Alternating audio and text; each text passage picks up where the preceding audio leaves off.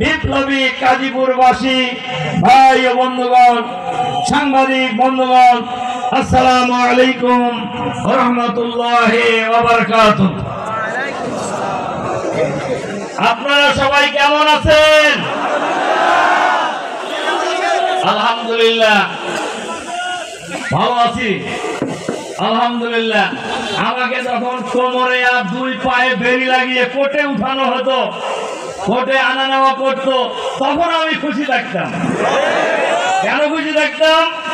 আমি জানি আমি চুরি করে চলে আসি নাই, আমি জানি দুর্নীতি করে চলে আসি নাই, আমি জানি আমাকে গ্রেফতার করা হয়েছে, আমার পায়ে কোমরে দণ্ডবাড়ি লাগানো হয়েছে। আমি আমাদের প্রিয় জন্মভূমি কোনো সময়